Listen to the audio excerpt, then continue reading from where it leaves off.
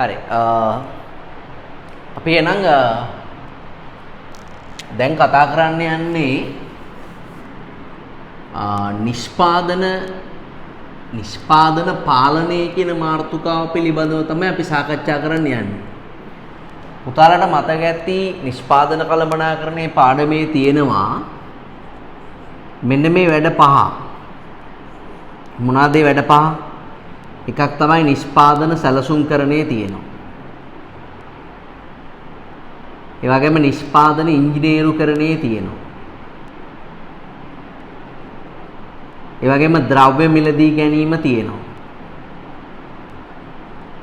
ඒ වගේම පර්යේෂණ හා සංවර්ධන කටයුතු තියෙනවා. ඒ වගේම නිෂ්පාදන පාලනය තියෙනවා. දැන් අපේ නිෂ්පාදන සැලසුම්කරණයේ ඉංජිනේරුකරණයේ ද්‍රව්‍ය මිලදී ගැනීම පර්යේෂණ හා සංවර්ධන කටයුතු පිළිබඳව සාකච්ඡා කරලා තියෙනවා. නිෂ්පාදන පාලනයේදී මොකද්ද වෙන්නේ?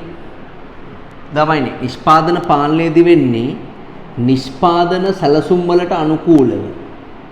හරි. මෙන්න මේ අපි හදපු නිෂ්පාදන සැලැස්මට අනුකූලව කාර්යයන් සිදුවන්නේද යන්න පරීක්ෂා කරලා බලලා ඒ ආකාරයෙන් කාර්යයන් සිදුවන බවට වග බලා ගැනීම තමයි නිෂ්පාදන පාලනයෙන් වෙන්නේ. අපි කළමනාකරණ ක්‍රියාවලියේදී කතා කරපු පාලනය වගේම තමයි පාලනයේදී වෙන්නේ මොනවා හරි වැරදි අඩුපාඩු තියෙනවා නම් අපේ නිෂ්පාදන ක්‍රියාවලිය ආශ්‍රිතව ඒවා හදාගන්න එක වළක්ව ගන්න එක තමයි නිෂ්පාදන පාලනයෙන් වෙන්නේ. ඊදී අපි විසින් අපි නිෂ්පාදන පාලනය කරනකොට ඊදී අපි විසින් පාලනය කරගත්තු අපේ පාලනය කරගන්න ඕන ප්‍රධාන අංශ කීපයක් තියෙනවා අපේ නිෂ්පාදන කටයුතු වල. එකක් පළවෙනි දේ තමයි අපි යාන්ත්‍රික පාලනයක් අනිවාර්යයෙන්ම කරන්න ඕනේ. යාන්ත්‍රික පාලනය. ඒ වගේම අපේ පිරිවැය ආයතනයේ නිෂ්පාදන පිරිවැය පාලනය කරන්න ඕනේ. ඒ වගේම අපේ නිෂ්පාදන ධාරිතාවයේ අපි එකට කියනවා ක්‍රියාකාරීත්වය පාලනය කරන්න ඕනේ. ඒ වගේම අපේ නිෂ්පාදිතවල ගුණත්වය කියන එක පාලනය කරන්න ඕනේ. ඊට අමතරව අපේ තොගය කියන එක පාලනය කරන්න ඕනේ. මෙන්න මේවා තමයි නිෂ්පාදන පාලනයක ප්‍රධාන මූලිකාංග වෙන්නේ. දැන් අපි මේ වීඩියෝ එකෙන් දැන් මේවා ඇවිල්ලා විශාල මාතෘකා යාන්ත්‍රික පාලනයේ පිරිවැය ක්‍රියාකාරීත්වයේ ගුණත්වය ඒවා විශාල මාතෘකා. මේවට අඩු ගානේ වීඩියෝස් 3ක්වත් පාවිච්චි කරන්න වෙනවා මේවා හරියට කියලා දෙන්න. තේරෙනවද? මේවා ටිකක් වෙලා යන ඒවා. ඒකෙන් අපි ඉස්සෙල්ලාම යාන්ත්‍රික පාලනය පිළිබඳව සාකච්ඡා කරමු. රයිට්. ඉස්සෙල්ලා අපි නිෂ්පාදන පාලනය පිළිබඳව පොඩ්ඩක් ලියමු පුතේ. ඔයාලා ගන්න ටියුට් එකේ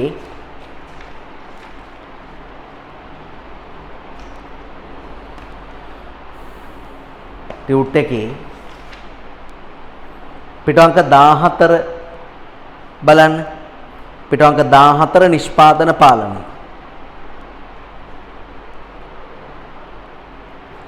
නිෂ්පාදන පාලනයෙන් තහවුරු කරනු ලබන්නේ නිෂ්පාදන සැලසුම්කරණයේ ඉලක්ක ළඟා කරගන්නේ යන්නයි. නිෂ්පාදන පාලනයේ යටතේ ශේෂ්ත්‍ර කීපයක් සලකා බලයි. ඒ පළවෙනි එක තමයි යාන්ත්‍රික පාලනය. දෙවෙනි එක ක්‍රියාකාරීත්ව පාලනය. ක්‍රියාකාරීත්වය පාලනය. යාන්ත්‍රික පාලනය, ක්‍රියාකාරීත්වය පාලනය, පිරිවැය පාලනය.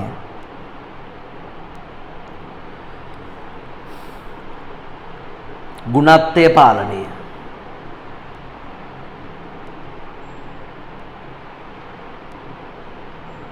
තොගය පාලනය. තොගය පාලනය.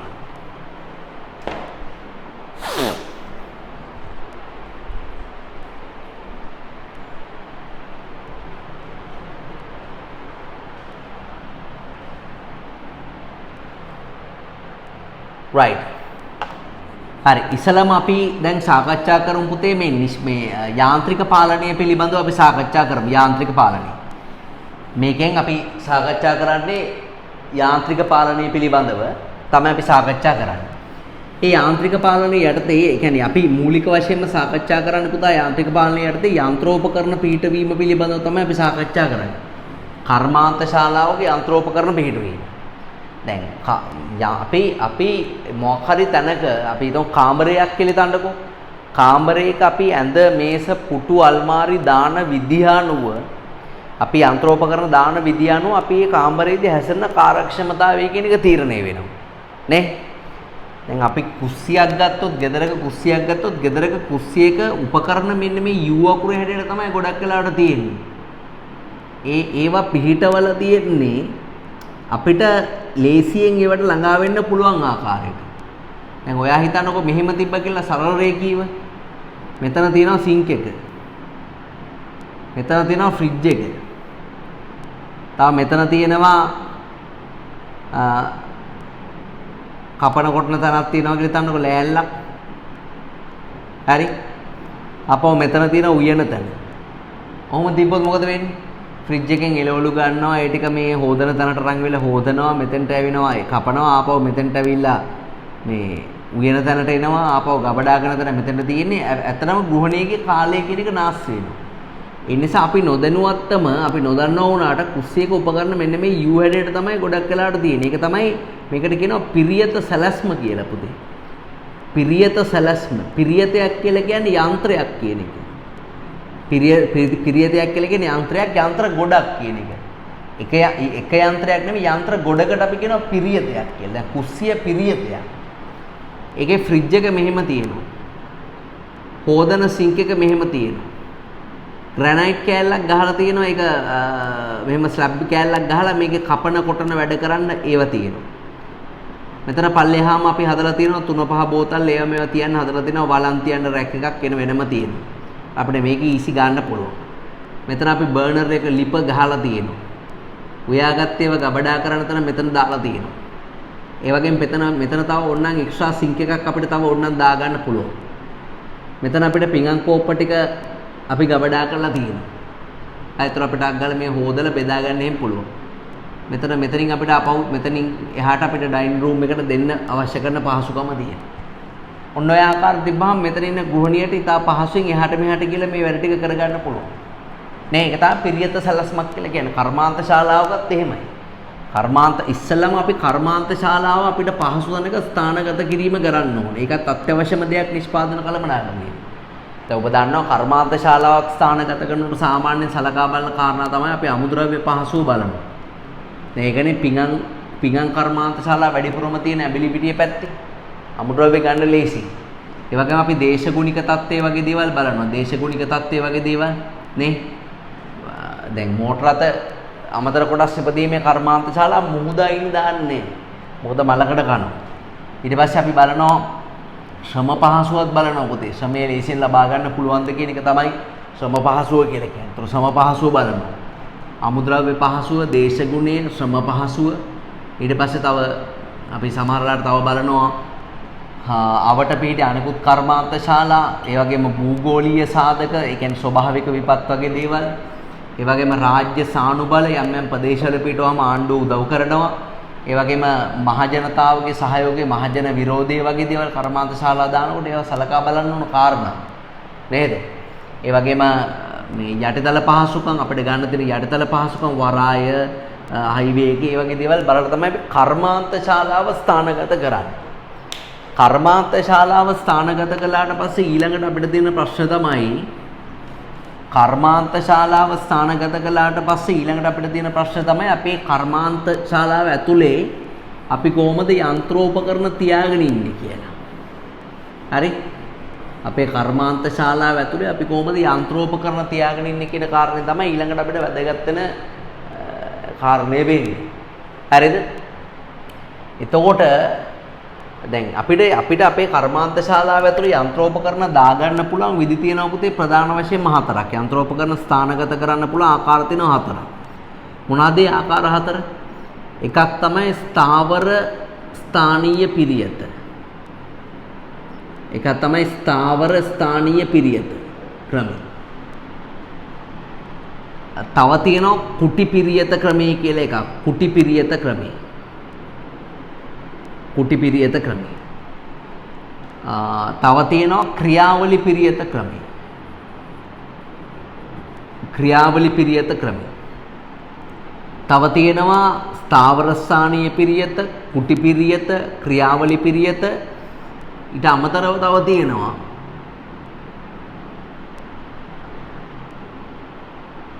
නිෂ්පාදිත පිරියත කියලා ක්‍රමයක්. නිෂ්පාදිත පිරියත. නිෂ්පාදිත පිරියත. ඔන්න තියෙන ක්‍රම හතර. ස්ථාවර ස්ථානීය පිරියත, කුටි පිරියත, ක්‍රියාවලි පිරියත, නිෂ්පාදිත පිරියත. දැන් දරුවනේ දැන් මේවා මේ ව්‍යාපාර අධ්‍යයනයේ තියෙන අමාරුම විෂය කරුණු තමයි මෙන්න මේව. ව්‍යාපාර අධ්‍යයනයේ තියෙන අමාරුම විෂය කරුණු තමයි මෙන්න මේව. හරි. දැන් ස්ථාවර ස්ථානීය පිරියතක් දැන් මම මේක ලියාගත්තෙත් මේ ඔයාට ලේසියෙන් මේක ග්‍රහණය කරගන්න පුළුවන් ක්‍රමයේ ඉඳලා තමයි මම මේක ලියාගත්තේ. ස්ථාවර ස්ථානීය පිරියතකේදී වෙන්නේ සමහර නිෂ්පාදන වර්ග තියෙනවා. සමහර නිෂ්පාදිත තියෙනවා. ඒවා හදලා ගෙනියන්න බෑ. දැන් මේසයක් පුටුවක් අපි වඩු මඩුවකට බාර දුන්නාම ඒගොල්ලන්ට ඒකවල එක හදලා අපිට කෝල් එකක් දුන්නා අපි වාහනයක් අරන් ගිහලා ඒක අරන් එනවා. එහෙම අරන් එන්න පුළුවන්. දැන් ඒ වගේ ඔබේ ප්‍රදේශයේ ග්‍රවුන්ඩ් එකක්. වාගේ ප්‍රදේශයේ ග්‍රවුන්ඩ් එකේ තනකොළ හිටවලා රනින් ට්‍රැක්ස් ගහලා ෆුට්බෝල් ඒ ග්‍රවුන්ඩ් එක ගහලා ඉන්ඩෝර් ස්ටේඩියම් ටික ගහලා පැවිලියන්ස් ටික ගහලා ලයිට්ස් ටික දාලා වතුර ටික ඇදලා වතුර ටික දීලා ඒ ඔක්කොම ටික කරන්න කවුරුහරි කොන්ත්‍රාත් කරුවෙට බාර දෙනවා. එතකොට අර අපි වඩු මඩුවට කියලා මේස ඇදගෙන ආපු විදියට අපිට පුළුවන් ද ළමයි මේ කර්මාන්ත ශාලාවක ක්‍රීඩා පිටිය කර්මාන්ත ශාලාවක හදලා ඕක තෝසයක් ගිනවා වගේ පාර දිගේ ඇදගෙන ඉන්න ක්‍රීඩා පිටියෙන් තෝසයක් වගේ හිටිය තෝසයක් අරන් යනවා වගේ ලොරි වලින් ඇදගෙන එනවා පාර දිගේ ඇදගෙන එනවා. එහෙම ඇදගෙන එන්න පුළුවන් නම් අපිට තියෙන ගෙවල් දොරවල් ඔක්කොම විනාශ කරනවා ඒක අරන් එන්න වෙන්නේ. එහෙම අරන් එන්න බෑ නැත්නම් හෙලිකොප්ටරයකින් අපි හතර කොනින් උස්සන් ඇවිල්ලා අදාළ ස්ථානට අතාරිනවා. හදපේ ඔක්කොම ඉවරයි. එහෙම ගෙනියන්න බෑ. මට මතක් වෙන්නේ ඉස්කෝලේ යන කාලේ සමහරලාට අපිට හදන් එන්න කියන ඉස්කෝලේ ආකෘතියක්. ඉස්කෝලේ ආකෘතියක් හදන් එන්න කියනවා. සමහර අය රෙජි ෆෝම් වල ඉස්කෝලේ ආකෘතිය හදලා ඉස්සලා ගේ ඇතුලේ හදනවා. කාමරය ඇතුලේ හදනවා. ඉස්කෝලේට ගෙනියන්න තියා කාමරෙන් එළියට ගන්න බෑ. ඒ කියන්නේ කාමරේ දොර තියෙනවා නම් මෙච්චරක් අපි හදලා තියෙන ස්ට්‍රක්චර් එක මෙච්චරයි. දැන් මේක ගෙනියන්න බෑ මේ දොරෙන් ගෙනියන්න මේක පැත්තට හරවන්න. පැත්තට හැරියොත් මේකේ තියෙන මේ ගොඩනැගිලි අරව මේ ඔක්කොම කඩාගෙන වැටෙනවා. නේ? ගෙනියන්න බෑ මේක. ඒක ලෑල්ල ඉස්සලා ඉස්කෝලේට ගිහින් තියලා කලින් දවසක අනිත්‍යව පොඩ හදාගෙන කියලා ඉස්කෝලේ ඇතුළෙම මේක හදනවා. ප්‍රදර්ශනයකට ඉදිරිපත් කරන්න මේක තියෙන ඉස්කෝලේ ඇතුළෙම මේක හදනවා. ඔයාලට තේරෙනවද මම කියනදී? ඊට පස්සේ මේ ප්‍රදර්ශනය වුණාට පස්සේ මේක කඩලා දාලා නිකන් ඉන්නවා. ආයි මේක ගේන්න බෑ. ඒක ඒ වගේ මේ දැන් ක්‍රීඩා පිටි සමහර වෙලාවට ගුවන් යානා වගේ දේවලුත් සමහර වෙලාවට හරිද මේ වගේම මහා මාර්ග හදනකොට ඒ අදාළ ස්ථානයට අපි අමුද්‍රව්‍ය යන්ත්‍ර උපකරණ වගේ දේවල් ප්‍රවාහනය කරන්න ඕනේ. කරලා තමයි මේ පීව ප්‍රවාහනය කරලා තමයි එතන තමයි අපි නිෂ්පාදනය කරන්නේ. ඒක තමයි ස්ථාවර ස්ථානීය පිරියතක් කියලා කියන්නේ. ස්ථාවර ස්ථානීය පිරියතක් කියලා කියන්නේ. ඔයාලට තේරෙනවනේ දැන් එන ස්ථාවර ස්ථානයකට යන්ත්‍රෝපකරණ ශ්‍රමිකයෝ අරගෙන ගිහලා බලශක්තිය අරන් ගිහලා එතන අදාළ නිෂ්පාත්‍ය නිම කරලා එතනින් අයින් වෙනවා. ඒතොර ඒක ස්ථාවර ස්ථානීය පිරියතක්. ඊට පස්සේ කුටි පිරියතක් කියලා කියන්නේ මේකේ සමහරලාට මැනුවල් එකේ දීලා තියෙන උදාහරණ හරිම මේ විවාදාත්මකයි. ඒවා කුටි පිරියතද කියන එක. හරිද? කුටි පිරියතක් කියලා කියන්නේ පොඩි ඉතරා කුඩා කුටියක. හරි? කුඩා කුටියක සමාන යන්ත්‍ර හෝ විෂම යන්ත්‍රද මේ කුටිවල තියෙන සමාන යන්ත්‍ර හෝ විෂම යන්ත්‍ර. මම ඔයාලට ලේසි වෙන්න ඕන එකක් කියන්න. සමාන යන්ත්‍ර හෝ විෂම යන්ත්‍ර දාලා ඒ කුටිය ඇතුලේ නිෂ්පාදනය කරලා නිමවුමක් දෙනවා. හොඳම උදාහරණ ඔර්ලෝසු හදන තැන් දැකලා තියෙනවද? ඔය පොඩි පෙට්ටි කඩ වගේ ඔර්ලෝසු හදන තැන්. අන්න ඒ කුටි පිරියතක උදාහරණයක්. ඉතින් ඔර්ලෝසු හදන මිනිස්සයා මේ වගේ පොඩි කුටියකට වෙලා එයාගේ දැන් මෙතන එයා දැන් ඔර්ලෝසු ටික හදනවා මෙතන ඉඳලා කස්ටමර්ස් ඇවිල්ලා එයාට බඩු බාර දෙන්නේ මෙතන. හදන්න තියෙන ඔර්ලෝසු ටික මෙතන තියෙනවා. හදපුවා මෙතන තියෙනවා. ඔර්ලෝසු වල කෑලි බෑලි ටික මෙතන තියෙනවා. බැටරි අරවා මේවා ටික මෙතන තියෙනවා. උපකරණ ටූල්ස් ටික කොහෙන් හරිලා තියෙනවා. මේ කුටිය ඇතුලේ එයා නිෂ්පාදනය කරලා ලබා දෙනවා. කුඩා ටේලර් සාප්පුවක් කුටි පිරියතක්. ඒ කුටිය ඇතුලේ සමාන යන්ත්‍ර විෂම යන්ත්‍ර තියෙනවා. කපන, කොටන, ඕවර්ලොක් කරන, මහන මැෂින් ගොඩක් තියෙනවා ඒක. ඒක ඇවිල්ලා මේ කුටි පිරියතක්. පාසලක පන්ති කාමරෙත් කුටි පිරියතයකට ගත්තා. එක කුටියක එක වැඩක් වෙනවා, තව කුටියේ තව වැඩක් වෙනවා. ඒක කුටි පිරියතක්. හරි? එක කුටිවල එක යන්ත්‍රෝපකරණ දාගෙන එක නිෂ්පාදන කටයුතු කරනවා. ක්‍රියාවලි පිරියතක් කියලා කියන්නේ නිෂ්පාදන ක්‍රියාවලියේ එකාදියරක් එක තැනක සම්පූර්ණ කරනවා. ඊට පස්සේ ඒ සම්පූර්ණ කරපු එක ඊළඟ ක්‍රියාවලියට මාරු වෙනවා. ඔහොම ක්‍රියාවලියට මාරුනොත් ඒකට අපි කියනවා මොකද්ද? ක්‍රියාවලි පිරියත කියලා. ඔයාලට තේරෙනවද මම කියන්නේ ක්‍රියාවලිය පිළියෙත. උදාහරණයක් විදිහට ගත්තාම ඇඟලුම් කර්මාන්තශාලා දැන් අපිට වාහනයක් හොදන එක වාහනයක් සර්විස් කරන්න ගියාම මේ සර්විස් ස්ටේෂන් ගොඩක් වෙලාවට මේ ක්‍රියාවලිය පිළියෙත තමයි අනුගමනය කරන්නේ. දැන් අපි වාහනේ අරගෙන යනවා හරි සර්විස් ස්ටේෂන් එකට අරන් ගියාට පස්සේ ඒගොල්ලන්ට බාර දෙනවා වාහනේ. බාර දුන්නාම ඉස්සල්ලාම තියෙනවා වාහනේ හොදන තැන තියෙනවා. ඒ වාහනේ හොදන තැනට දාලා ජැක් වල දාලා උඩ දාලා වාහනේ උතර හොදනවා. හොදලා ඊළඟට තව තැනකට ඒ වාහනේ අරගෙන යනවා. ඒ කියන්නේ එහා පැත්තේ තැනට අරන් යනවා. ඒ වාහනේ ඇතුලේ හොඳට ඉන්ටීරියර් ක්ලීන් එක කරනවා. ඇතුලේ ඔක්කොම සුද්ධ කරනවා. සුද්ධ කරලා එහා පැත්තට ඊළඟ තැනට අරගෙන ගියාට පස්සේ කට් ඇන්ඩ් පොලිෂ් එක කරනවා. හොඳට වාහනේ බොඩි එක පොලිෂ් කරනවා. පොලිෂ් කරලා වාහනේ මෙතනින් එළියට එනවා. ඔයාලට තේරෙනවද? වාහනෙන් වාහනයට මේ වගේ ක්‍රියාවලිය කීපයක් වුණා පවත්වාගෙන යන්න පුළුවන්. එක ක්‍රියාවලියක් ඉවරනාම තව ක්‍රියාවලියකට ඒ කියන්නේ මේක මේ සම්පූර්ණ නිමවුමක් බවට පත් වෙන්න මේ වාහනේ සම්පූර්ණ හොදලා කට් ඇන්ඩ් පොලිෂ් කරලා එළියට එන්න මෙතන ක්‍රියාවලි තුනක් තියෙනවා. මේක කුටි පිරියත් එක්ක පටල ගන්න එපා. හරි දැන් මෙතන එක නිෂ්පාදනය දැන් ගාමන්ට් එකක් බලන්නකෝ. ගාමන්ට් එකක් බලන්නකෝ. ගාමන්ට් එකක තියෙන ක්‍රියාවලිය පුතේ ඇඟලුමක් නිෂ්පාදනය කිරීමේ සමස්ත ක්‍රියාවලිය මොකද්ද? ඉස්සලම දැන් එක අංශයක් තියෙනවා. ඒක ඇවිල්ලා කැපුම් අංශය. ඒකේ සේවිකාවෝ 200ක් ඉන්නවා. ඊළඟට තව තියෙනවා මැහුම් අංශය. ඒකේ සේවිකාවෝ ඉන්නවා 300ක් විතර. තව තියෙනවා ළමයි වැඩ නිම කිරීමේ අංශය කියලා එකක් තියෙනවා. මහපුවා අයන් කළා ඒව පැක් කරන එක ඒ වැඩ නිම කිරීමේ අංශය. ඒක ඇවිල්ලා ඒකෙත් ඉන්නවා සේවකයෝ 200ක් විතර. ඊට පස්සේ පැකින් සෙක්ෂන් එකේ ඉන්නවා ඇසුරුම් අංශයේ ඉන්නවා සේවකයෝ 100ක් විතර. එක ඇඟලුමක් මේ සමස්ත මුළු ක්‍රියාවලියෙන් පහු කරන්න ඕනේ ඇඟලුමක් විතර රිලට එන්නේ. රෙදි ටික යනවා කැපෙනවා ඊට පස්සේ මෙතෙන්ට යනවා මෙහෙනවා මෙතෙන්ට යනවා ලේබල් ටික අයිලට් ටික සිප් ටික අරම වැල්ලෙනවා ඊට පස්සේ මෙතෙන්ට යනවා පැක් වෙනවා මෙතනින් එළියට එනවා. ඒතර මේ මුළු ක්‍රියාවලියම පහු කරන්න ඕනේ අදාළ නිෂ්පාදකේ. මේ එක අංශයට වෙනම මැෂින්ස් දාලා සේවකයෝ දාලා තියෙන්නේ. එකවර ඩිසයින්ස් කීපයක් වුණත් පටන් ගන්න පුළුවන් මේ ක්‍රමයට. මහා පරිමාණ නිෂ්පාදන ක්‍රමයට තමයි ක්‍රියාවලිය පිළියෙත කෙනෙක් ගැලපෙන්නේ. හරි නිෂ්පාදන ක්‍රියාවලිය වටා වැඩ කළ යන ආකාරයට තමයි යන්ත්‍රෝපකරණ පිටවලා තියෙන්නේ. නිෂ්පාදිත පිළියෙතකේදී එහෙම නෙමෙයි. දැන් මෙතන පුතේ ක්‍රියාවලිය පිළියෙතකේදී එකපාර නොනිමි ද්‍රව්‍ය ගොඩක් තියෙනවනේ. දැන් රෙදි 2000 ඇඳුම් 2000ක් කැපුවොත් නොනිමි භාණ්ඩ 2000ක් එකපාර. නොනිමි භාණ්ඩ 2000ක් එකපාර. හැබැයි නිම වෙනකොට 2000ක් එකපාර එළියට එනවා. එකපාර ගොඩක් එනවා එළියට. හරිද? ඔයාලට තේරෙනවද මං කියන දේ? හැබැයි නිෂ්පාදිත පිළියෙතකේදී එහෙම නෙමෙයි. මේ වගේ පටියක් තියෙනවා. මේ වගේ තියෙනවා ෆ්ලෝවිං බෙල්ට් එකක්. දැන් උදාහරණයක් බීම කියලා හිතන්නකෝ. හරි මෙතෙන්ට හිස් බෝතලේ කවුරු හරි තියෙනවා. මෙතනින් බෝතලේ පිරවෙන නොසල් එක තියෙනවා. බෝතලේ පිරවෙනවා. ඊට පස්සේ මෙතෙන්ට ආවම බෝතලේ ලේබල් එක වදිනවා. ඊට පස්සේ මෙතෙන්ට ආවම බෝතලේට මූඩිය වදිනවා. ඊට පස්සේ බෝතලේට තව මොන හරි ස්ටිකර් එකක් වගේ වදිනවා. මෙතෙන්ට ආවම කවුරු හරි බෝතලේ අරගෙන පැක් එකකට දානවා. එකක් නිම වුණාන් පස්සේ තමයි දැන් ඒ නිම වෙන එක පිටිපස්සේ තව එකක් ඔටෝමැටිකලි එනවා. මේකට මේ බීම ටික පිරුණාට පස්සේ තව බෝතලයක් මෙතෙන්ට ඔටෝමැටිකලි වැටෙනවා. ඔහොමම one by one නිම වෙමින් යනවා. නිෂ්පාදන ක්‍රියාවලියේදී භාණ්ඩ නිම වෙමින් ඉස්සරහට යනවා. මේ පටිය දිගේ එකලස් වෙමින් ඉස්සරහට යනවා. හරි එකක් ඉවරනාට පස්සේ එකක් නිෂ්පාදනය වෙවි දිගටම යනවා. ඒතකොට ඒකට එක නිෂ්පාදයකට පස්සේ ඊළඟ නිෂ්පාදය බිහි වෙන්නේ. අන්න එතකොට අපි කියනවා ඒකට පුතා නිෂ්පාදිත පිරියත කියලා. ඒකට අපි එතකොට කියනවා නිෂ්පාදිත පිරියත කියලා. ඔයාලට තේරෙනවද? මේවා එකිනෙකට වෙනස් වූ මේ පිරියත ක්‍රම. දැන් මේ වගේ දැන් එක ආයතන වලට ගැලපෙන විදියට පිරියත ක්‍රමයක් Taman හදා ගන්න ඕනේ. දැන් මේවා මේ පොත්වල මෙහෙම තිබ්බට Tamanට කැමති විදිහට මේවා මික්ස් කරලා වුණත් අනිවාර්යෙන් ආයතන හදා ගන්න බාධාවක් නැහැ. කොහොම හරි ආයතනයක හොඳ පිරියත සැලැස්මක් තිබුණාම ඒකේ වාසි තියෙනවා. නිෂ්පාදන ක්‍රියාවලියේ කාර්යක්ෂමතාවය වැඩි. හමුද්‍රව්‍ය අපතේ යාම අඩු වෙනවා. අනිත් එක තමයි අනතුරු අවම වෙනවා.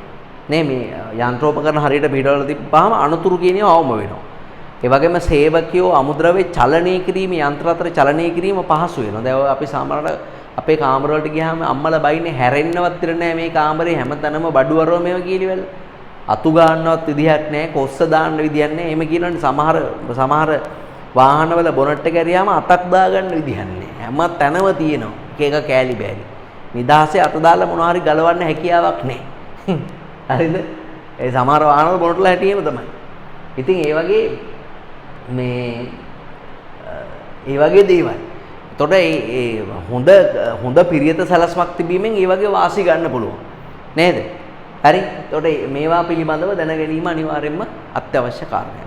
මේක ඇවිල්ලා ව්‍යාපාර අධ්‍යයනයේ මෙහෙයුම් කළමනාකරණයේ තියෙන අමාරුම කෑල්ල.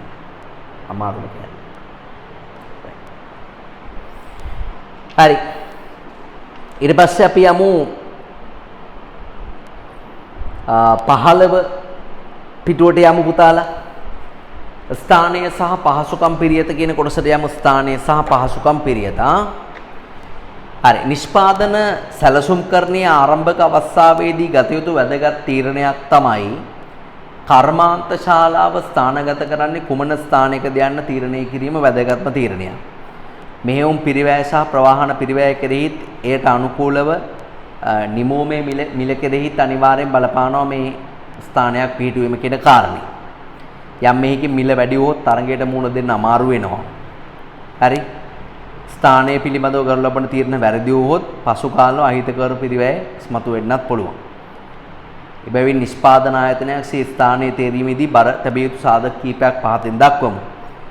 අපි බලන්න ඕනේ අමුද්‍රව්‍ය වල සුලභතාවය, ශ්‍රමයේ සුලභතාවය, නේ රජයේ නීති රීති, යටිතල පහසුකම්, ගනුදෙනු කරුවන්ට ආසන්නයිද යන අධිකාරණවන් පිළිබඳව අනිවාර්යයෙන්ම බලන්න ඕනේ. අපි ඒවා පළවෙනි පාඩමේදී සාකච්ඡා කළා. ස්ථානයේ පිළිබඳව තීරණ ගැනීමෙන් අනතුරුව නිෂ්පාදන සැලසුම්කරණයේදී ඊළඟට සලකා බලන්නේ කම්හල් පිරියත පිළිබඳව. ඒ පිරියත සැලැස්මක් කියලා කියන්නේ නිෂ්පාදන ක්‍රියාවලියක් සකස් කිරීම සඳහා අවශ්‍ය භෞතික පහසුකම්. එහෙනම් කාර්ය මධ්‍යස්ථාන, යන්ත්‍රෝපකරණ, සහාය සේවා ආදී සැලසුම් කිරීම තමයි පිරියත සැලැස්මක් කියලා කියන්නේ. ඒ කියන්නේ යන්ත්‍රෝපකරණ ඒවා මාරු වෙන මධ්‍යස්ථාන ඒවා ඔක්කොම සැලසුම් කරනවා නම් ඒකට අපි කියනවා පිරියත සැලැස්මක් කියලා. සාමාන්‍ය පහසුකම් පිරියත වර්ග 4ක් දකින්න පුළුවන්. සාමාන්‍ය පිරියත සැලසුම් වර්ග 4ක් දකින්න පුළුවන්. එකක් ක්‍රියාවලි පිරියත, අනිත් එක තමයි නිෂ්පාදිත පිරියත කියලා හදන්න ඕනේ. එකක් ක්‍රියාවලි පිරියත, අනිත් එක නිෂ්පාදිත පිරියත, අනිත් එක ස්ථාවර ස්ථානීය පිරියත, අනිත් එක කුටි නිෂ්පාදන පිරියත. කුටි පිරියත කියලාත් කියනවා ඒක. right. ඒකේ පළවෙනි එකට යමු ක්‍රියාවලි පිරියත. නිෂ්පාදන ක්‍රියාවලිය වටා ගලා යන ආකාරයට පිළියෙල කිරීම ක්‍රියාවලි පිරියතයි. නිෂ්පාදන ක්‍රියාවලිය වටා ගලා යන ආකාරයට පිළියෙල කිරීම ක්‍රියාවලි පිරියතයි. හරි. මේදී සමාන කාර්යයන් කාණ්ඩගත කෙරේ. දැන් ඒ කියන්නේ කැපුම් අංශය, මැහුම් අංශය, මැදුම් අංශය නේද? ඇසුරුම් අංශය කියලා තියෙන සමාන කාර්යයන් කාණ්ඩගත කරනවා. එක ක්‍රියාවලියකින් තව ක්‍රියාවලියකට මාරු කරනවා. හරි. එක ක්‍රියාවලියකින් තව ක්‍රියාවලියකට මාරු වෙන එක ක්‍රියාවලිය පිරියද. දැන් උදාහරණ බලන්න සියරුම ඇඹරුම් වැඩ එක ස්ථානයකත්, එකලස් කිරීමේ කටයුතු තව ස්ථානයකත්, පරීක්ෂා කිරීමේ කටයුතු තවත් ස්ථානයක් ආදී වශයෙන් පිරියත සකස් කිරීම. විවිධ භාණ්ඩ රාශියක් සුළු ප්‍රමාණයෙන් කියන එක වැරදි. විවිධ භාණ්ඩ රාශියක් මහා පරිමාණයෙන් කියලා හදාන්න. විවිධ භාණ්ඩ රාශියක් මහා පරිමාණයෙන් නිපදවන ආයතන වලට මේ ක්‍රමේ සුදුසු වෙනවා. ඒ දෙවෙනි එක නිෂ්පාදිත පිරියත වෙන්න ඕන. මොකද නිෂ්පාදිත පිරියත අඛණ්ඩව කරන හේවත් නැවත නිෂ්පාදනයේ සඳහා මෙම පිරියත යෝග්‍යයි. හරි. ඒ කියන්නේ එකක් පිටිපස්සේ එකක් නිම වෙමින් ඉස්සරහට ඇදෙනවා. හරි. විශාල වශයෙන් නිපදවන බැවින් වැඩස්ථාන රේඛීයව ගලාගෙන යන ආකාරයට පිළියෙල කෙරේ. ඉරි ගහ ගන්න වැඩස්ථාන රේඛීයව ගලාගෙන යන ආකාරයට පිළියෙල කෙරේ. නිෂ්පාතයෙන් නිම වෙමින් රේඛීයව ගලාගෙන ඒවා හයිලයිට් කරගන්න. හරිද?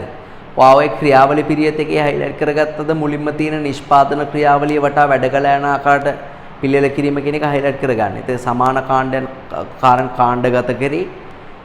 ඒ ටික ඔක්කොම හයිලයිට් කරගන්න ඕන. හරිද? බලන්න මෝටර රථ නිෂ්පාත පිරියත බලන්න මෝටර රථ නිෂ්පාත වැඩිපුරම සිද්ධ වෙන්නේ නිෂ්පාත පිරියත යටතේ. එකක් ඉවරනහම එකක් නිම වෙමින් ඉස්සරහට එනවා. ස්ථාවර ස්ථානීය පිරියත බලන්න. සමහර භාණ්ඩ කර්මාන්ත ශාලාවක නිෂ්පාදනය කරන්න බෑ. ඔය නැව් ගුවන් යානා ගොඩනැගිලි වගේ දේවල් ඒවට උදාහරණ. එවැනි භාණ්ඩ නිපදවීම සඳහා යොදා ගන්නා පිරියත මොනවාද? ස්ථාවර ස්ථානීය පිරියතයි. මේ තුල භාණ්ඩය එක ස්ථානයක නිමවෙන් රැඳී පවතින අතර හයිලයිට් කරගන්න එක. මේ තුල භාණ්ඩයේ එක ස්ථානයක නිමෙම රැඳී පවතින අතර යන්ත්‍ර සූත්‍ර සේවකීන් යනාදී යෙදවුම් අවශ්‍යතාවය මත එම ස්ථානයට චලනය කරනවා. හයිලයිට් කරගන්න ඊට. හරි. ඒකේ උදාහරණ ඒ ඡේදෙ මැද්දෙම තියෙනවා. ඊට පස්සේ කුටි පිරියත කියන එකට යමු. කුටි පිරියත කියලා කියන්නේ කුඩා කුටි තුල නිෂ්පාදන කටයුතු සිදු කිරීමක් තමයි මෙහිදී වෙන්නේ. හයිලයිට් කරගන්න කුඩා කුටි තුල නිෂ්පාදන කටයුතු පිළිවෙල කිරීම මෙහිදී සිදු වේ. ඒ කුටි තුල සේවකයන් විසින් භාණ්ඩයේ මුළුමනින්ම හෝ කොටස් වශයෙන් නිෂ්පාදනය කෙරේ. උදාහරණ ලියන්න ඔරලෝසු අලුත්දඩියා කිරීම. ටේලර් සාප්පුවක්. ඔරලෝසු අලුත්දඩියා කිරීම කමා ටේලර් සාප්පුවක්.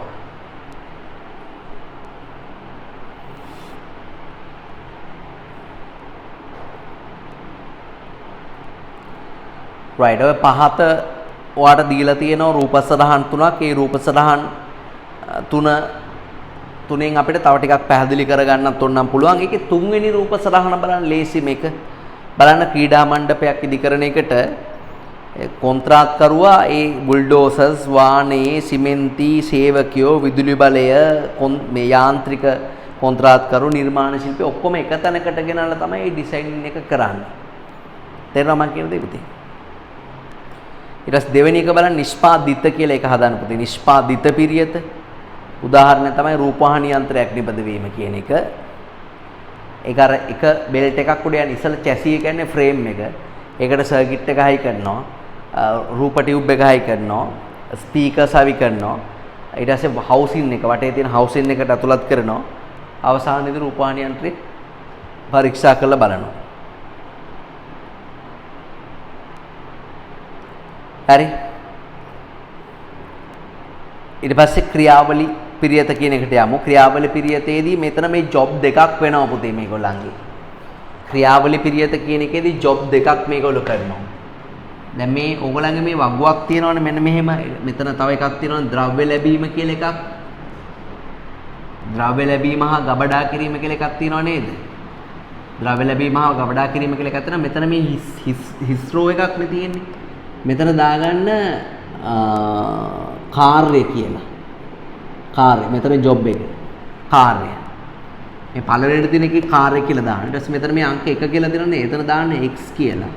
ආපහු අංක 1 කියලා දෙනව නේද? එතන දාන්න y කියලා. ඩිසයින් දෙකක් ඔය. x භාණ්ඩය හදනවා y භාණ්ඩය හදනවා. දැන් x භාණ්ඩෙදි වෙන්නේ මොකද්ද? ද්‍රව්‍ය ලැබෙනවා. බලන්න මම කියන x භාණ්ඩෙදි වෙන්නේ ද්‍රව්‍ය ලැබෙනවා උදුනට දානවා. ඊට පස්සේ සැකසීමේ යන්ත්‍රයට දානවා. අඹරනවා කියලා දාන්නකෝ. ඊට පස්සේ 3 මෙහෙම තියෙනවා. 4 ආපහු උදුනේ තියෙනවනේ මෙහෙම 4. 3 ඉඳලා 4ට මෙහෙම ඊතලයක් ගන්න පුතේ. ආපස්සට. ඒ කියන්නේ ද්‍රව්‍ය ලැබෙනවා උදුනට දානවා අඹරනවා හරි මොනවා හරි කරනවා ආපහු උදුනට දානවා. ඒ කියන්නේ දෙපාරක් උදුනට දා ගන්නවා. ඊට පස්සේ ආපහු මහනවා ඒක 5. 5 ඉඳන් 6ට දැන් මම මෙහෙම 5 තියෙනවනේ ඕකේ. 5 ඉඳන් 6ට ආපහුම ඊතලයක් ගහගන්න. හරිද? දෙපාරක් මහනවා. ඊට පස්සේ 7 පින්තාරු කරනවා. 8 ඇසුරුම් කරලා එළියට යනවා. y සපත්තු වර්ග දෙකක් කියලා තමයි y එකේදී බලන්න. ද්‍රව්‍ය ලැබෙනවා. ඒ ගබඩා අංශයට ලැබෙනවා. ඊට පස්සේ උදුන් අංශයට යවනවා. සැකසීම් අංශයට යවනවා. මහාන අංශයට යවනවා. දෙපාරක් පින්තාරු කරනවා. ඇසුරුම් කරලා එළියට යවනවා. ඒ කියන්නේ එකම යම්කිසි අමුද්‍රව්‍යයක් ක්‍රියාවලි කීපයකට ලක් කළා තමයි අවසාන භාණ්ඩය ගන්න. ඒකට උදාහරණ ඒ කියන්නේ ඒ ඇඟලු කර්මාශාලාවකුත් ඒකට උදාහරණ විදිහට ගන්න පුළුවන්. ඒවා ක්‍රියාවලි පිරියත. සාමාන්‍ය මහා පරිමාණ නිෂ්පාදන වලට තමයි ඒවා සාමාන්‍ය පාවිච්චි කරන්නේ. හරිද? right. question එකට යමු. සාර්ථක කම්මල් පිරියතක සැලැස්මක අවශ්‍යතාවය හෙවත් වාසි මොනවද? මෙහෙම ලියන්න. අමුද්‍රව්‍ය කාලය නාස්ති වීම වළක්වා ගත හැක. අමුද්‍රව්‍ය කාලය නාස්ති වීම වළක්වා ගත හැක.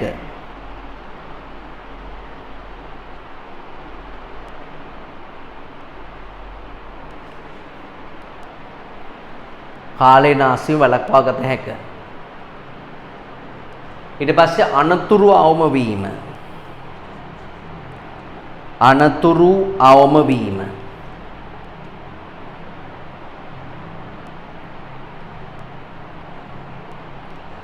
අනතුරු අවම වීම.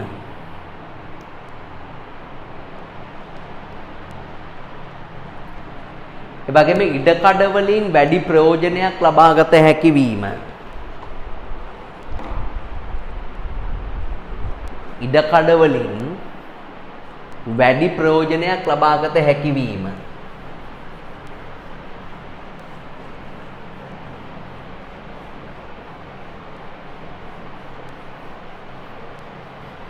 ඊට පස්සේ ද්‍රව්‍ය හා සේවක චලනය.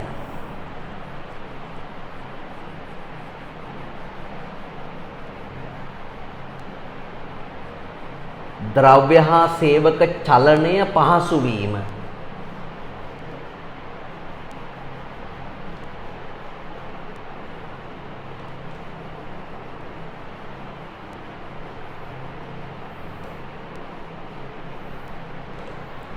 ද්‍රව්‍ය හා සේවක චලනය පහසු වීම.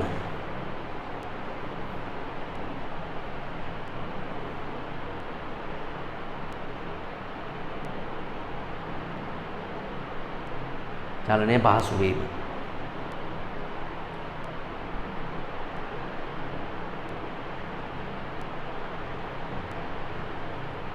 ඊට පස්සේ යන්ත්‍රෝපකරණ නඩත්තු කටයුතු පහසු වීම.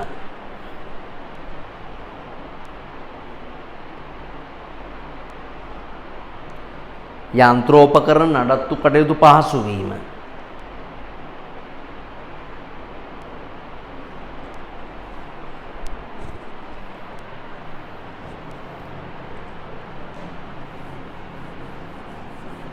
ඒ වගේම සමායෝජනය පහසු වීම.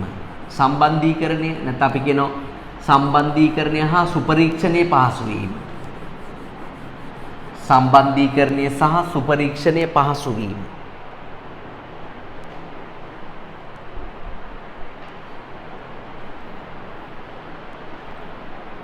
සම්බන්ධීකරණය සහ සුපරීක්ෂණය පහසු වීම.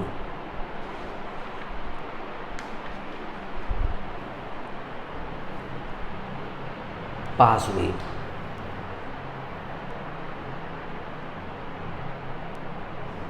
හරි. right. ඒ තමයි අපි සාකච්ඡා කරපු පිරියත සැලසුම් වර්ග 4. කර්මාන්ත ශාලාවක මැෂින් දාන විදි 4. ඊට පස්සේ අපි කතා කරමු පුතේ නඩත්තු කිරීම පිළිබඳව සාකච්ඡා කරමු. නඩත්තු කරනවා. තමයි නඩත්තු කරනවා කියලා කියන්නේ නඩත්තු කරනකොට ඉංග්‍රීසියෙන් කියන්නේ මේන්ටේන් කරනවා කියලා කියන්නේ. මේන්ටේන් කරනවා. හරි? ඒ කියන්නේ නඩත්තු කිරීම කියලා කියන එකේ අර්ථය තමයි මනා ක්‍රියාකාරීත්වය පවත්වා ගැනීම. මනා ක්‍රියාකාරීත්වය පවත්වා ගැනීම. හරි? මනා ක්‍රියාකාරීත්වය පවත්වා ගැනීම. ඒ මනා ක්‍රියාකාරීත්වය පවත්වා ගන්න යන්ත්‍රෝපකරණ කියන ඒවා නිතර සර්විස් කරන්න ඕනේ. ඒවට සේවා සපයන්න ඕනේ. යන්ත්‍රයක් නඩත්තු කරන්න පුළුවන් ආකාර තියෙනවා දෙකක්. ඒ ආකාර දෙක අපි නම් කරනවා පුතා. එකක් තමයි වැලකුම්. වැලකුම් නැත්නම් ඒකට අපි කියනවා නිවාරණ කියලා. වැලකුම් එහෙම නැත්නම් නිවාරණ නඩත්තුව කරනවා. තව තියෙනවා ආපදා නඩත්තුව කියලා එකක් තියෙනවා. ආපදා නඩත්තුව. ඔබගේ යන්ත්‍රෝපකරණ වල එකම යන්ත්‍රයකට මේ දෙකම පාවිච්චි කරන්න පුළුවන්. දැන් අපි ආපදා නඩත්තුව කියලා කියන්නේ කැඩුනහම හදනවා. ඒක නිෂ්පාදන ක්‍රියාවලියට එහෙම ලොකුවට අවශ්‍ය කරන දෙයක් නෙමෙයි කැඩුනහම හදනවා. දැන් අපි ගත්තොත් මෝටර රථයක විදුලි බල්බයක් පිච්චුනාට පස්සේ දානවා. නේ? මොකක් හරි අපි දැන් හෙඩ්ලයිට් එකේ එකක් පිච්චුනා කියලා හිතන්නකෝ. දැන් තනියෙන් යන්නේ ඕම යන්නේ. හරි? මෙහෙම යන්නේ ඇස් ගහගෙන යන්නේ. පොලිසියෙන් එහෙම දැක්කොත් දඩ ලියනවා. හරි? එතකොට ඒකට අපි එතකොට දවල්වරුයි කියලා ලයිට් එකක් දාගත්තා ඒක අපිට. ආපදා නඩත්තු. හරි? කැරුණාම හදාගත්තා. ලොකු පිරිවැයක් යන්නේ නිෂ්පාදන ක්‍රියාවලින් ලොකුවට බලපෑමක් වෙන්නේ නැහැ. දැන් දවල්ට වාහන යනකොට හෙඩ්ලයිට් අවශ්‍ය වෙන්නේ නැහැ. නේ? එතකොට ඒක නිවාගෙන යනවා. වැලකුම් නඩත්තුව කියලා කිය අදහස් වෙන්නේ වැලකුම් නඩත්තුව කියලා කියන්නේ කැඩෙන්න පෙර පොඩ්ඩක් බලනවා. හරි ඒක මොකද කැඩුනොත් ඒක ඩේන්ජරස්. සමහර දේවල් දෙන කැඩුනහම නන්නත්තර වෙන දේවල් තියෙන්නේ. නේද? දැන් උදාහරණයක් විදිහට වාහනයක එන්ජිම එකපාරට මොන හරි වෙනවා. ඉවරයිනේ. වාහනේ හදවත බඳුයි එන්ජිම කියන එක. වාහනේට එන්ජිමක් තියෙනවා කියලා කියන්නේ ආයි වාහනේ භාගයක් විතර වියදමක් යනවා. ලොකු මුදලක් යනවා. ඒකට කියන අපි වැලකුම් නඩත්තුව කියලා කියනවා. වැලකුම් නඩත්තුව. හරි? ඒ කියන්නේ ඒකයි අපි දැන් වැලකුම් නඩත්තුවේදී අපි කරන්නේ පුතේ වාහනේ කිලෝමීටර් ගාණක් ගියාට පස්සේ වාහනේ එන්ජින් ඔයිල් එක අපි මාරු කරනවා. එන්ජින් ඔයිල් එක මාරු කරලා දුවනවා වාහනේ. වඩ තේරෙනවද මම කියන්නේ? හරි මොකද නැත්තම් තෙල් පිච්චිලා තෙල් නැතුනොත් එහෙම අනිවාර්යයෙන්ම එන්ජින් එක සීස් වෙනවා. එන්ජින් එක කැඩෙනවා. හරි? කැඩෙන්න ඉස්සලා හොයලා බලනවා නම් ඒක වැලකුම් නඩත්තුව, කැඩුණාට පස්සේ හොයලා බලනවා නම් ඒක ආපදා නඩත්තුව. හරි. එහෙනම් බලන්න අපි නඩත්තු කිරීම. ගොඩනැගිලි යන්ත්‍රෝපකරණ වාහන ආදී ස්ථාවරවත්කම් වල පැවැත්ම හා කාර්යක්ෂමතාවය පවත්වා ගැනීම සඳහා ගන්න ක්‍රියාමාර්ග වලට අපි කියනවා නඩත්තු කිරීම කියලා. නේ බයිසිකලයකට තෙල් එහෙම චේන් එකට තෙල් එහෙම දාලා රේසර් එහෙම හොඳට දාලිවල බයිසිකල් බෝර්ඩ් දාලා හොඳට පෑගෙන විදිහට හදාගෙන තමයි රේස් එකකට එන්නේ. ගිය අවුරුද්දේ රේස් එක පදව බයිසිකලේ මේ අවුරුද්දේ ආයෙ අරන් ඉන්නේ නැහැ. එහෙම වුණොත් ඒ ක්‍රීඩකයව තිබ්බ විදිහට මෙහෙම මිදී මොකද ඒක පෑගෙන්නේ නැහැ. බයිසිකලේ පෑගෙන්නේ නැහැ මලකඩ කාලා. යන්ත්‍රෝපකරණ නඩත්තු කිරීම සඳහා භාවිත කරන ක්‍රම දෙකක් තියෙනවා. ඒකේ පළවෙනි එක ලියන්න නිවාරණ පළවෙනි එක නිවාරණ හරස්සිරක් වැලකුම් නිවාරණ හරස්සිරක් වැලකුම් නඩත්තුව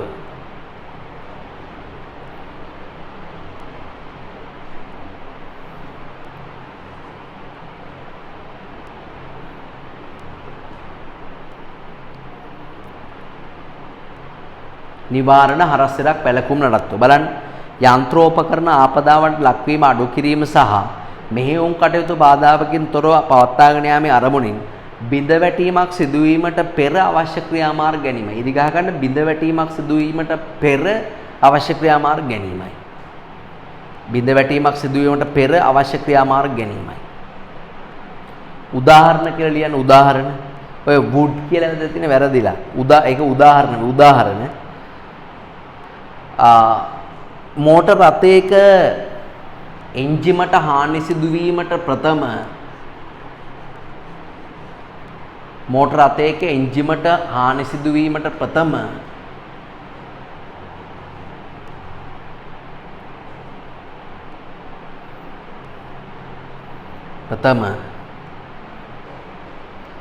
එහි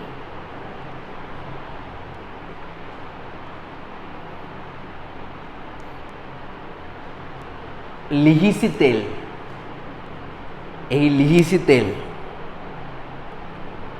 කාල පරිච්ඡේදයකට වරක් මාරු කිරීම කිලෝමීටර් 5000න් මාරු කරන ඒවා තියෙනවා 10000න් මාරු කරන ඒවා තියෙනවා කාල පරිච්ඡේදයකට වරක් මාරු කිරීම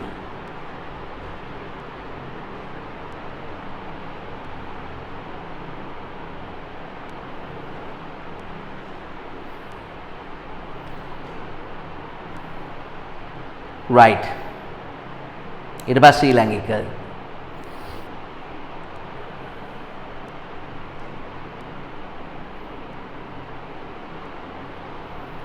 ආපදා නඩත්තුව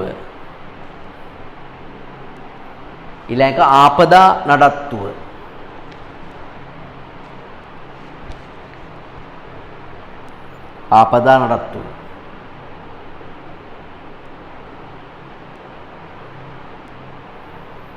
right බලන්න නෝට් එක බිඳ වැටීමක් නැතහොත් ක්‍රියා විරහිත වීමෙන් පසු ඉරි ගහ ගන්න ක්‍රියා විරහිත වීමෙන් පසු යන්ත්‍රෝපකරණ යථා තත්ත්වයට පත් කිරීමට ක්‍රියාමාර්ග ගැනීමයි ඉරි ගහ ගන්න ක්‍රියා විරහිත වීමෙන් පසු කියන එකට උදාහරණ ලියන්න රථයක විදුලි බල්බයක් අක්‍රිය වූ පසු රථයක විදුලි බල්බයක් අක්‍රිය වූ පසු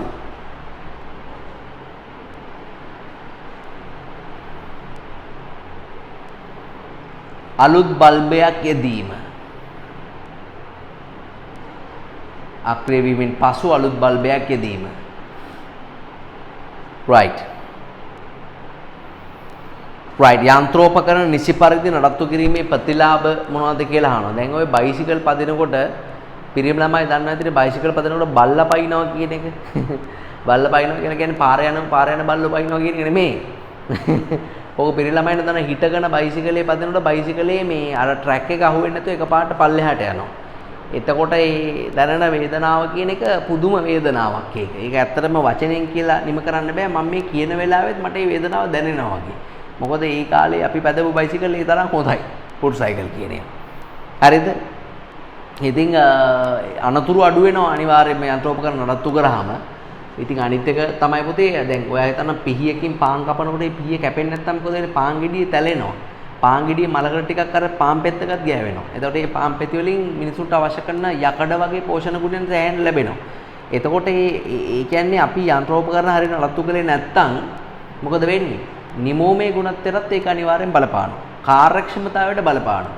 මේ හරියට මේන්ටේන් කරමු නැති ෆුට් සයිකල් එකකින් මේ අපි පැද්දොත් එහෙම රේස් එකක් අපිට දිනන්න බැරි වෙනවා. ඒ කියන්නේ කාර්යක්ෂමතාවයට අනිවාර්යෙන් ඒක බලපානවා. හරි මෙහෙම ලියන්න. යන්ත්‍රෝපකරණවල කාර්යක්ෂමතාවයේ කෙරෙහි කාර්යක්ෂමතාවය අඩුවීම. යන්ත්‍රෝපකරණවල කාර්යක්ෂමතාවයේ අඩුවීම. කාර්යක්ෂමතාවයේ අඩුවීම.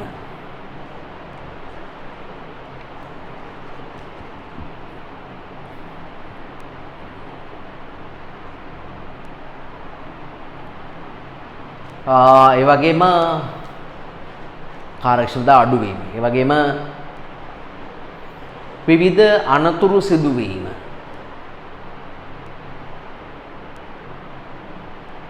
විවිධ අනතුරු සිදුවීම.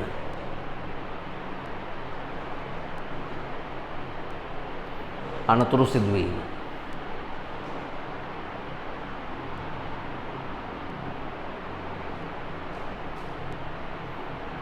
නිමෝමේ ගුණත්වයේ කෙරෙහි අහිතකරව බලපෑම. නිමෝමේ ගුණත්වයේ කෙරෙහි අහිතකරව බලපෑම.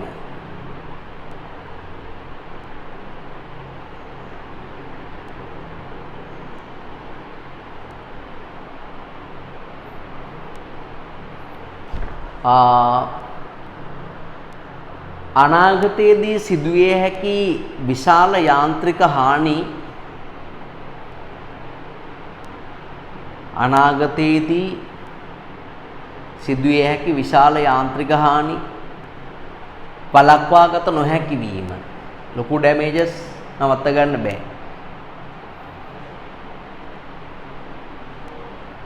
අනාගතයේදී සිදුවිය හැකි විශාල යාන්ත්‍රික හානි වළක්වාගත නොහැකි වීම.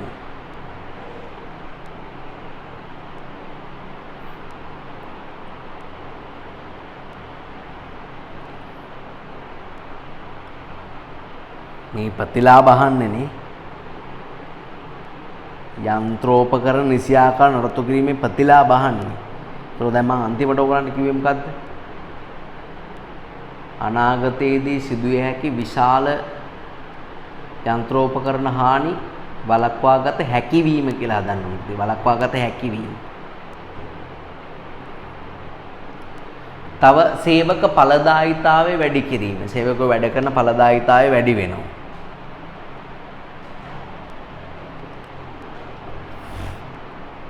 සේවක ඵලදායීතාවය වැඩි කිරීම. හරි. ඉතින් අපිට යන්ත්‍රෝපකරණ නඩත්තු කරන්න මොන වගේ ක්‍රමද අපිට පාවිච්චි කරන්න පුළුවන් ඉන්නේ. අපිට අපේ යන්ත්‍රෝපකරණ ටික නඩත්තු කරගන්න විශාල ආයතනයක් නම් අපේ ආයතනය ඇතුළෙම කැලලක් තියාගෙන ඉන්න පුළුවන් නඩත්තු අංශය කියලා. ඔයාලා දැකලා තියෙනවා ළඟම ඩිපෝ වල තියෙනවා කාර්මික සේවය කියලා බස් රථ වගේක්. අර බස් එකකින් භාගයක් කොහොම කපලා තියෙන්නේ. ඒකේ ඉන්නේ ළඟමේ කාර්මිකයෝ. කාර්මික කියන්නේ මේ මෝටර් මැකැනික්ලා තමයි ඉන්නේ. ඒගොල්ලෝ වැඩ කරන්නේ ළඟමේ. ඔයාලා තේරෙනවද මම කියන දේ? ඒතර මේ ළඟමේ බස් රථ කරනවාම ඒගොල්ලෝම තමයි ඒව හදාගන්නේ. ඒව වෙන කොටවත් ගෑරේජ් එකට දාලා හදාගන්න. ඒගොල්ලන්ගේ ඇතුළෙම හදන්න පුළුවන් අය ඉන්නවා ඒක. ඒතර අපිට පුළුවන් ආයතනයේ ඇතුළෙම කාර්මික අංශයක් නඩත්තු කරන්න. නැත්නම් අපිට පුළුවන් මේ යන්ත්‍රවල නිෂ්පාදකයත් එක්ක ගිවිසුමක් ගහගන්න. නේ යා කියනවා පළවෙනි කිලෝමීටර් ලක්ෂය අපිට ෆ්‍රී සර්විස් දෙනවා. ඒතර අපි යා කියන තැනකට ගිහලා ඒක සර්විස් කරගන්නවා. ඒතර ඒ වගේනේ ඒ නිෂ්පාදකයත් එක්ක ගිවිසුම් ගහගන්න පුළුවන්. නැත්නම් අපි මේ පුතේ මේ නඩත්තු ප්‍රමිතිය නැති කරගන්න පුළුවන්. නේ හැම කිලෝමීටර් 5000කට සැරයක්ම අපි ඔයිල් මාරු කරනවා. හැම මේ මාසයකට සැරයක්ම අපි මැෂින් ගලවලා සුද්ධ කරලා තෙල් දාලා ඒව හයි කරනවා. හරි ඒකට අපි දවස් දෙකක් වෙනම ව්‍යාපාරේ නිවාඩු දින දෙකක් තියාගෙන ඉන්නවා. හරි ඒ වගේ අපි ප්‍රමිත ඇති කරගත්තාම අපිට යන්ත්‍රෝපකරණ නිකම්ම නඩත්තු කර ගැනීමේ හැකියාව ලැබෙනවා. බලන්න යන්ත්‍ර නඩත්තුව සඳහා යොදාගත හැකි පිළියම් හා ක්‍රම කියන ඒවා නිෂ්පාදකයා හෝ සැපයුම්කරු සමග අලෙවියෙන් පසු සේවා පහසුකම් ඇති කරගන්න. අපි මම කිව්වේ ෆ්‍රී සර්විස් කියලා. ආයතන තුල නඩත්තු අංශයක් පවත්වාගෙන යනවා. නැත්නම් නඩත්තු ප්‍රමිතීන් පිටව ගන්න. අර හැම කිලෝමීටර් 5000කට සැරයක්ම මේක මේන්ටේන් කරනවා කියන ඒ වගේ ප්‍රමිතියක් පිටව ගන්න. එතකොට යන්ත්‍රෝපකරණ පහසුවෙන් නඩත්තු කරන්න පුළුවන්. හරි. සාමාන්‍ය විභාගයේදී යාන්ත්‍රික පාලනය යටතේ ඔන්නෝ තමයි ඕගොල්ලන්ගේ එක්සෑම් එකේදී අහන්නේ. යාන්ත්‍රික පාලනය යටතේ. හරි. දැන් අපි කතා කරන මාතෘකාව තමයි නිෂ්පාදන පාලනය කියන මාතෘකාව. ඒ නිෂ්පාදන පාලනය කියන මාතෘකාවේ අපි අංක 1 යාන්ත්‍රික පාලනය පිළිබඳව තමයි දරුවනේ සාකච්ඡා කළේ. අංක 1 යාන්ත්‍රික පාලනය පිළිබඳව තමයි අපි කරුණු කාරණා සාකච්ඡා කළේ. හරි. right. එවනම් අපි ඊළඟ කොටසට යමු. අපේ දෙවෙනි පාලනය තමයි ක්‍රියාකාරීත්වය පාලනය. එච්චර ලොකු මාතෘකා නෙමෙයි. ක්‍රියාකාරීත්වය පාලනය. මොකද්ද මේ ක්‍රියාකාරීත්වය පාලනය කරන? ක්‍රියාකාරීත්වය කියලා කියන්නේ ධාරිතාවය. නිෂ්පාදන ධාරිතාවය. ධාරිතාවය කියලා කියන්නේ මොකක්ද? ධාරිතාවය කියලා කියන්නේ උපරිම ප්‍රමාණය. දැන් ඔයාට සැමන් හොද්දකුයි පරිප්පුයි එක්ක සැමන් හරි චිකන් හරි පරිප්පු එක්ක ඉන්දියාප්ප කන්න දුන්නොත් උපරිම කොච්චර කතයි? උපරිම ප්‍රමාණය. හරි. සාමාන්‍යයෙන් ඒ ලෙවල් කරන ගෑනු ළමෙක් නම් අඩුම තරමේ ඉන්දියාප්ප 15ක්වත් කන්න පුළුවන් වෙන්න ඕනේ. 15ක් 10ක් නම් අනිවාර්යෙන් කන්න පුළුවන් වෙන්න ඕනේ. නැත්නම් වැඩක් නැහැ. පිරිවෙන ළමෙන් නම් අඩු ගානේ ওই වයසේ ළමෙන්ට ඉන්දියාප්ප 30ක් විතර කන්න අනිවාර්යෙන් පුළුවන්. 30 සමහරකට 30 කනවා සමහර ළමයි අතුරුපසට 50ක් විතර කාලා. ධාරිතාවය කියන එකෙන් අදහස් වෙන්නේ මේ උපරිම ප්‍රමාණය කියන එක. එතකොට දැන් කර්මාන්ත ශාලාවේ ධාරිතාවය පවත්වාගෙන යන්න ඕන ප්‍රශස්තව. ඒකට දැන් මගේ මෝටර රථේ මේ මීටරේ තියෙනවා 220ට. හරි? බිඳුවෙන් තමයි පටන් ගන්න. එතකොට මේ 220 තමයි උපරිම ධාරිතාවය. බිඳුව තමයි අවම ධාරිතාවය. අවම ධාරිතාවය හැප්පෙන්නේ හොඳ නැහැ කියලා මම යනවා බිඳුවට 5ට 10ට විතර යනවා. එතකොට පාර යන මිනිස්සුන්ට ඒක කරදරයක්ද? පුදුම කරදරයක්. අයි මගේ වාහනේ යන්නේ නැහැ නේ හිමින් යන්නේ. කරදරයක් ඒක. ඒ වගේම 220ට යන්න. 220ට ගියත් වෙන අයට කරදරයක්. වාහනයටත් ඒක ඇත්තටම දරන්න බෑ. හරි 220ට තිබ්බට. දැන් සෙටප් එකක සංගීත නාදයක් ළමයි සෙටප් එක ෆුල් වොලියුම් දැම්මොත් එම් සෙටප් එකේ ස්පීකර්ස් ගහනවා. ඩුඩ් ඩුඩ් ඩුග් නේ දරන්න බෑ. ඒ නිසා මේ ධාරිතාවය හරිම ගන්නට මේන්ටේන් කරගන්න ඕනේ. ඒක ඌණ ධාරිතාවයක් වෙන්නත් බෑ, අධි ධාරිතාවයක් වෙන්නත් බෑ. හරි? ප්‍රශස්ත ධාරිතාවයේ කර්මාන්ත ශාලාවේ පවත්වා ගැනීම තමයි ක්‍රියාකාරීත්වය පාලනය කියලා කියන්නේ. ඔයාලා තේරෙනවද මම කියන්නේ? දැන් යන්ත්‍රෝපකරණ හරි දැන් ආයතනයක අධි ධාරිතාවයක් මේන්ටේන් කරොත් මොකද වෙන්නේ? ඕනොනට හදන්න කිව්වොත් යන්ත්‍ර අබලන් වෙනවා. සේවකයෝ වෙහෙසටපත් වෙනවා. හරි? අනිත් එක තමයි නිමි ද්‍රව්‍ය ගොඩ ගැහෙනවා. එතකොට ඒ ද්‍රව්‍ය නැෂ්‍ය වීම වගේ දේවල් වෙන්නත් පුළුවන් නිමි ද්‍රව්‍ය.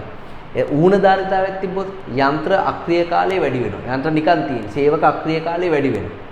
ඒ විතරක් නෙමෙයි මේ සමහර වෙලාවට පුතා අමුද්‍රව්‍ය අපතේ යනවා. නේ වෙළඳපළේ ඉල්ලුම සපුරන්න බැරි වෙනවා. තරඟයට මුහුණ දෙන්න බැරි වෙනවා. ඒ නිසා ධාරිතාවය ප්‍රශස්තව භාවිත නොකිරීමෙන් අන්න ඒ වගේ අවාසදායක දේවල් අනිවාර්යයෙන්ම ආයතනය තුලේ සිද්ධ වෙනවා. හරි බලන්න ක්‍රියාකාරීත්වය පාලනය බලන නිෂ්පාදන ක්‍රියාවලිය අතරතුර එහි සාර්ථකත්වයේ සම්බන්ධයෙන් සිදු කරන පාලනය මේකට අයත් වෙනවා. මෙම පාලනය නිෂ්පාදන කටයුතු අඛණ්ඩව පවත්වාගෙන යාම සඳහා වැදගත් වෙනවා. මේ තුලින් නිෂ්පාදන ධාරිතාවයේ උපරිම ලෙස ප්‍රයෝජන ගත හැකි. ඉරිගා ගන්න නිෂ්පාදන ධාරිතාවයේ උපරිම ලෙස ප්‍රයෝජනට ගත හැකියි.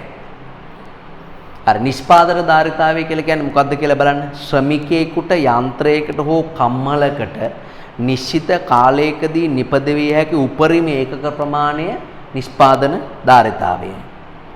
ශ්‍රමිකයෙකුට යන්ත්‍රයකට හෝ කම්මලකට යම් නිශ්චිත කාලයකදී නිපදිය හැකි උපරිම ඒකක ප්‍රමාණය තමයි නිෂ්පාදන ධාරිතාවය කියලා කියන්නේ. උදාහරණයක් ලියන්න. උදාහරණයක් ලියන්න.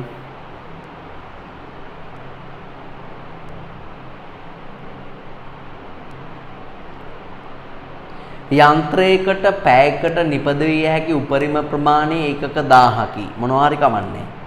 යන්ත්‍රයකට පැයකට නිපදවිය හැකි උපරිම ඒකක ප්‍රමාණය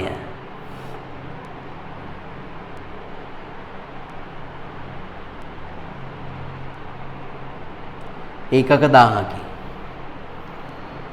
right බලන්න කර්මාන්ත ශාලාවක ධාරිතා උපයෝජනයේ පහළ මට්ටමක පැවතීමට හේතු මොනවද කියලා බලමු. මේ නිෂ්පාදන ධාරිතා අඩු වෙන්න හේතු. පළවෙනි එක ලියමු. සේවක අකාර්යක්ෂමතාවය. සේවක අකාර්යක්ෂමතාවය.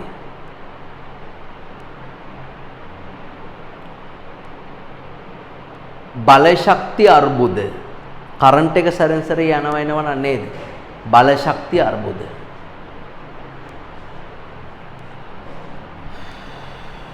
ආමුද්‍රව්‍ය හිඟවීම.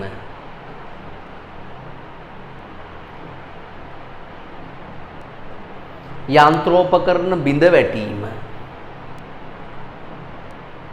යන්ත්‍රෝපකරණ බිඳ වැටීම.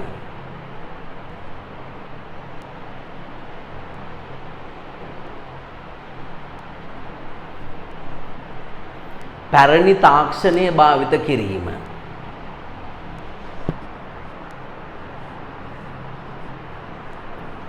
සුපරීක්ෂණය දුර්වල වීම.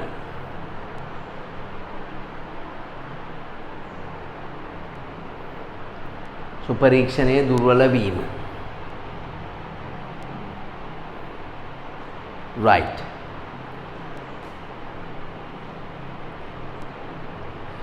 හරි කොහොමරි මේ ධාරිතාවයේ නොසලකා හැරීම නිසා මේ ඌනද අදිද කියන ධාරිතාවයේ නොසලකා හැරීම නිසා සිදුවන අවාසිය තමයි ඊළඟ කොටසදී එන්නේ. ඒ අවාසිය එක්ක ඌන ධාරිතාවයේ හින්දා වෙනව නැත්නම් අදි ධාරිතාවයේ හින්දා වෙනව. බලන්න. අවශ්‍ය ප්‍රමාණය නිෂ්පාදනය කළ නොහැකි වීමේ විකුණුම් අවශ්‍යතාවය ඉටු කළ නොහැකි වීම. ඒ කියන්නේ ධාරිතාවයේ නොසලකා හැරීමෙන් සිද්ධ වෙන අවාසියක්. ඒ කියන්නේ ඌන ධාරිතාවයේ හින්දා. ඒ වගේම ඇනෝම් කලට වෙලාවට සපුරාලිය නොහැකි වීමෙන් ආයතනයේ කීර්තනාමයට හානි සිදු වීම. ඒ දෙකම වෙන්නේ මොකෙන්ද? ඌන ධාරිතාවයේ හින්දා. වට ඕනනම් 1යි 2යි වරහන් ඇතුලේ ඌන ධාරිතාවය කියලා ලියන්න. අනවශ්‍ය තුගක් ගොඩ ගැසීම ඇති වේ වරහන් ඇතුලේ දාන අමුද්‍රව්‍ය නිමිද්‍රව්‍ය කියලා. අමුද්‍රව්‍ය ගොඩ ගැහෙනවා ඌන ධාරිතාවයේ හින්දා. නිමිද්‍රව්‍ය ගොඩ ගැහෙනවා අධිධාරිතාවයේ හින්දා. තේරෙනවද පුතා? යන්ත්‍ර අධිභාවිතය නිසා ඉක්මනින් අබලන් වේ. මෝනෝට වඩා පාවිච්චි කරාම අබලන් වෙනවා. හරිද? ඒ ඕනම දෙයක් ඔය ඇඟේ කෑල්ලක් වුණත් පුතා ඕනෝට වඩා පාවිච්චි කරන්න එපා. ඒක ෂේ වෙලා නැති වෙලා යයි අන්තිමට. ඇහැට පේන්නේ නැති වෙයි අන්තිමට. එතකොට ඔය ආයතන වරහන් ඇතුළේ ලියන අදි කියලා. ශ්‍රමිකයන් ප්‍රමාණ ඉක්මවා කාර්යයන් නිරත කරවීම නිසා හෝ ප්‍රමාණවත් පරිදි වැඩ නැති නිසා ඒ දෙකෙන්ම කලකිරීමටපත් වෙනවා. වැඩ වැඩි වුණත් කලකිරීමටපත් වෙනවා. වැඩ නැති වුණත් කලකිරීමටපත් වෙනවා. නේ ඉස්කෝලේ මිස් කෙනෙක්ට පීරියඩ් 8ම වැඩ කලකිරීමෙන් ඉන්නේ. ඉස්කෝලේ මිස් කෙනෙක්ට පීරියඩ් 1යි වැඩ. ඊටු 7ම යා නිකන් ඉන්නේ. ඈනුන් ඇරලා කලකිරීමෙන් ඉන්නේ. ඒ නිසා ප්‍රශස්ත ධාරිතාවය අනිවාර්යෙන් මේන්ටේන් කරන්න ඕනේ. හරි. එතකොට එහා පැත්තේ 19 පිටුවට ගිහිල්ලා ඔයාලා බලන්න නිෂ්පාදන ධාරිතාවයන්ෙන් අදහස් කරන්නේ කුමක්ද කියලා අහනවා පුතේ. නිෂ්පාදන ධාරිතාවයන්ෙන් අදහස් කරන්නේ මොකද්ද? යම් හතරනේ නිශ්චිත කාල පරිච්ඡේදයක් තුළ නිපදිය හැකි උපරිම ඒකක සංඛ්‍යාව. ඒක තමයි නිෂ්පාදන ධාරිතාවය කියලා කියන්නේ. හරි. හොඳයි. එහෙමනම් අපි ඊළඟ වීඩියෝ එකේදී සාකච්ඡා කරමු පිරිවැය පාලනය පිළිබඳව. අපි ඊළඟ වීඩියෝ එකේදී සාකච්ඡා කරමු පුතාලා පිරිවැය පාලනය කියලා කියන්නේ ටිකක් ලොකු මාතෘකාවක්. හරිද? අපිට පිරිවැය පාලනය සහ තත්ත්ව පාලනය පිළිබඳව අපි ඊළඟ වීඩියෝ එකේදී සාකච්ඡා කරන්න උත්සාහ කරමු. right? හරි.